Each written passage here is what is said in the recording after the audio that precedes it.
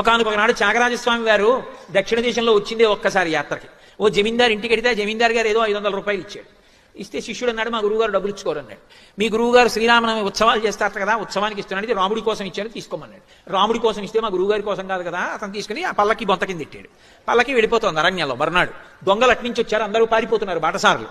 ఈ పల్లకి మోస్తుండగా శిష్యుడు అన్నాడు, గురువుగారు మనం కూడా వెనక్కి వెళ్ళిపోతాం అన్నాడు. ఎందుకురా మన దగ్గర ఏముందని, వాళ్ళు వస్తే మాత్రం ఏం పుచ్చుకుంటారు, పో ముందుకన్నాడు. అంటే ఆయన నసిగాడు. ఎందుకు నసుగుతున్నావు అన్నారు. నిన్నటి రోజున జమీందారు గారు 500 ఇచ్చారండి, తీసుకున్నానన్నాడు. ఎందుకు తీసుకున్నావు అన్నారు. మీకోసం అని తీసుకోలేదు, రామనవమి ఉత్సవాలకి రాముడి కోసం తీసుకున్నానన్నారు. ఎక్కడ పెట్టామన్నారు. మీరు కూర్చున్న పల్లకీలో మీ బొంత కిందే ఉందన్నాడు. అయితే అది నా డబ్బు కాదుగా, రాముడిది కదా.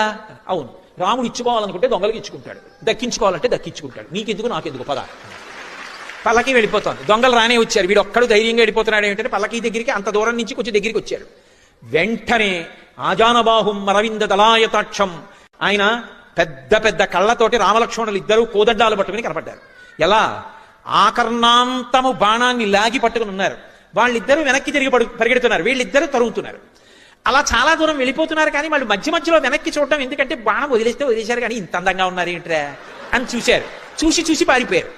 మర్నాడు పోతున్న త్యాగరాజస్వామి అలాగో ఆలస్యం అయిపోయింది, చెట్టు కింద పడుకుందాను రా, చెట్టు కింద పడుకుని అనుష్ఠానం చేసుకుంటున్నారు. ఆ దొంగలు ఇద్దరు మళ్ళీ వచ్చారు. వచ్చి నేల మీద పడి నమస్కారం చేసి, అయ్యా బుద్ధి గడ్డి తిని నిన్న మీ దగ్గర ఏమైనా ఉందేమో, దొంగతనం చేద్దామని వచ్చాం కానీ దొంగతనం ఏం చేయలేదు కానండి, ఎవరో ఇద్దరు మమ్మల్ని చంపడానికి ధనస్సు బాణాలు పట్టుకుని వచ్చారు, ఎంత బాగున్నారో మీ సేవకులు, మమ్మల్ని కొట్టేశారు కానీ ఒక్కసారి వాళ్ళు ఇద్దరిని చూపిద్దురు అన్నారు. త్యాగరాజస్వామి దొంగల పాదాల మీద పడ్డారు. రే మీరు అదృష్టవంతులు రా, మీకు దర్శనం అయింది, నాకు అవలేదురా. ఇంకా తన భక్తుడిని నమ్ముకున్న వాడిని రక్షించడానికి అంత కిందకు వచ్చేస్తాడు ఆయన. అందుకే వీరరాఘవ విజయరాఘవ.